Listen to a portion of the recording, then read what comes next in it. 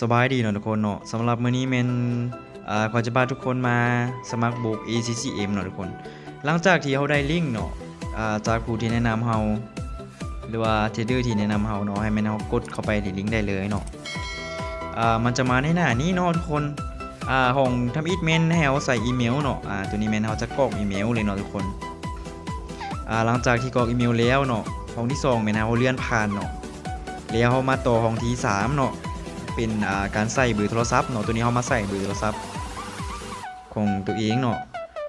หลังจากนั้นแม่นเฮาสร้างรหัสผ่านเนาะของที่4แล้วก็ของที่5เนาะ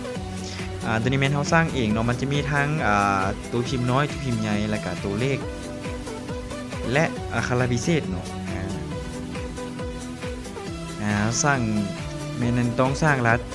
ตัวที่เฮาจะจดจำได้ง่ายเนาะหรือว่าเราจะแคบไว้เลยก็ได้เนาะทุกคนแล้วก็ห้องที่5นี่แม่นยืนยันเนาะตัวนี้แม่นให้เราใส่คือห้องเทิงเลยเอาคันล็อกมาวางเลยก็ได้เนาะหลังจากนั้นแม่นให้เราเลื่อนลงมาบัดนี้นะเลื่อนลงมาเบิ่งห้องที่2เนาะหลังจากที่เราใส่ข้อมูลเบิดเป็นที่เรียบร้อยแล้วสินะมาเบิ่งห้องที่2เนาะบัดนี้นะแล้วกดรับรหัสยืนยันเนาะแล้วมันจะส่งรหัสมาทางอีเมลหลังจากนั้นแม่นให้เราคันล็อกรหัสทางอีเมลมาใส่บอนนี้เนาะหลังจากที่เรากดแล้วแม่นเรากดออกไปเบิ่งที่อีเมลเลยเนาะมันจะมีข้อความมาเนาะกดเข้าไปแล้วเรามาคันล็อกเอารหัสผ่านอย่างเส้นของค่อยเนาะมันจะเป็นตัวนี้เนาะเดี๋ยวที่ซูมให้เบิ่งมอๆเนาะคันล็อกหลังจากที่คันล็อกแล้วมาวางใส่ของที่2เลย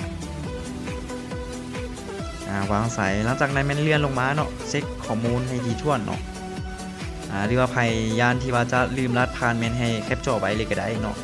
หลังจากนั้นแม่นกดสมัครสมาชิกเนาะหลังจากนั้นมันจะมาเด้งเข้าหน้าระบบนี้เลยเนาะหลังจากนั้นแม่นกดไปที่ไปกรอกข้อมูลเนาะตัวนี้แม่นมันจะให้เราใส่เอิ้นว่าแบบฟอร์มเอกสารเนาะตัวนี้แม่น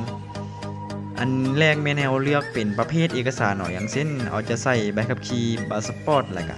บัตรประจำตัวเนาะ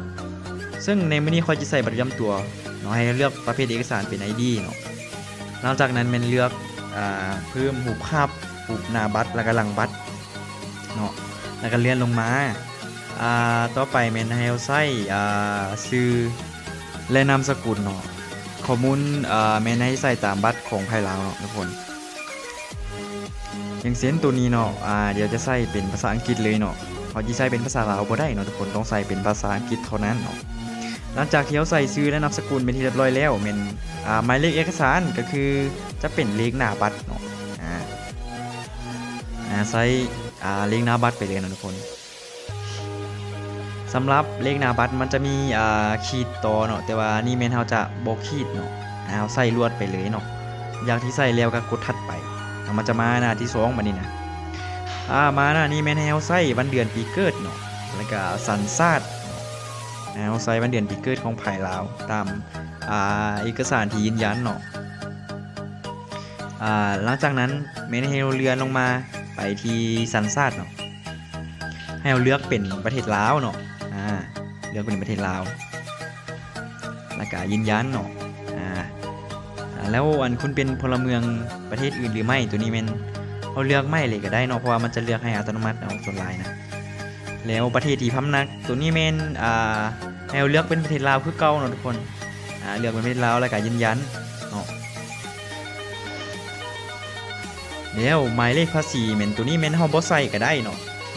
แล้วให้เอามาใส่ของสุดท้ายตัวนี้เนาะมันจะเป็นที่อยู่ให้เอาใส่ชื่อบ้านแล้วก็ชื่อเมืองและแขวงเนาะเป็นภาษาอังกฤษอย่างเช่นตัวนี้มันจะเป็นทุ่งชอนวิลเลจแล้วก็จ้ำเนาะหลังจากที่เราเขียนแล้วแม่นให้เอาจ้ำแล้วก็นาเลดิสทริกเนาะก็จ้ำอย่างเช่นอันนี้เป็นตัวอย่างเลยทุกคนเราต้องใส่ตามที่อยู่ของไผ่ลาวเนาะ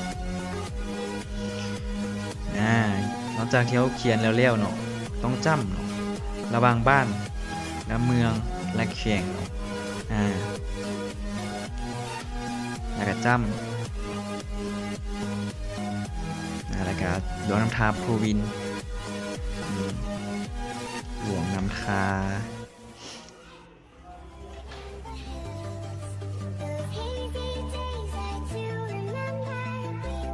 แล้วก็โปรวินเนาะ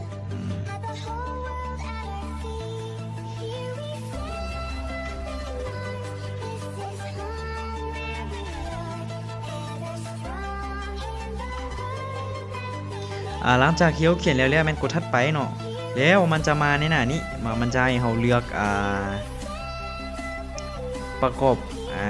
ข้อมูลมันจะถามมันจะเป็นลักษณะในการสอบถามเนาะตัวนี้เนาะสถานะการจ้างงานของคุณเป็นอย่างไรตัวนี้แม่นให้เราเป็นทำงานอิสระเลือกตามข้อเลยก็ได้เนาะทุกคนเนาะตัวนี้แม่นให้เราเลือกเป็นการศึกษาก็ได้เนาะอุตสาหกรรมที่คุณอยู่เนาะเลือกเป็นการศึกษาอะไรก็เรียนลงมากดตกลงเรียนมาแล้วก็ตกลงเลยแล้วก็เรียนลงมาบัดนี้นะคำถามต่อไปเนาะแหล่งที่มาเงินทุนของคุณคืออะไรอันนี้มันได้จากการลงทุนเนาะจะเลือกตามค่อยเลยก็ได้เนาะคุณเคยทำงานการซื้อขายมาจิ้นมานานเท่าไหร่ตัวนี้มันจะเลือกเป็น1-2 ปีเนาะทุกคนตัวนี้เราจะเลือกไล่ก่อนตัวนี้ก็ได้เนาะตัวนี้เป็นเท่าเลือกเพื่อให้มันผ่านไว้เนาะแล้วตัวนี้เป็นสินทรัพย์สุทธิทั้งหมดนะให้เราเลือกเป็น0-100,000เนาะแล้วก็รายได้ต่อปีมันน่าจะเป็นข้อสุดท้ายเราเลือก50,000 ถึง 100,000เนาะแล้วกดถัดไปเนาะหลังจากที่กดถัดไปแล้วแม่นให้เราเลื่อนลงมาแบบนี้นะเลื่อนใหม่ติ๊กแล้วก็กดถัดไปแล้วก็กดเข้าใจแล้วหลังจากนี้แม่นการสมัครของเขานี่แม่นถือว่าผ่านเป็นที่เรียบร้อยเนาะมีแต่ว่ารอท่าให้มันอนุมัติการสมัครที่ว่าสำเร็จสำหรับโบรกเกอร์นี่เนาะมันจะมีโบนัส 100% เนาะที่ว่ามันมีขยายสาขามาที่ประเทศลาวเนาะซึ่งมันจะมีแอดมินเป็นคนลาวสำหรับการฝากครั้งที่1แมนจะได้เครดิต 100% ฝากครั้งที่2แมนจะได้ 20% สำหรับคลิปวิดีโอนี้แมนจะจบไว้สำนี้สำหรับใครที่ว่ายังมีบนไหนที่ว่าบ่เข้าใจอยากจะสอบถามแมนสามารถทักหาส่วนตัวได้เนาะอย่างเช่นอาจจะเดี๋ยวแอดจะทิมเบอร์ไว้เนาะในคลิปวิดีโอนี้ถ้าว่าใครอยากศึกษารายละเอียดแมนทักมาหาส่วนตัว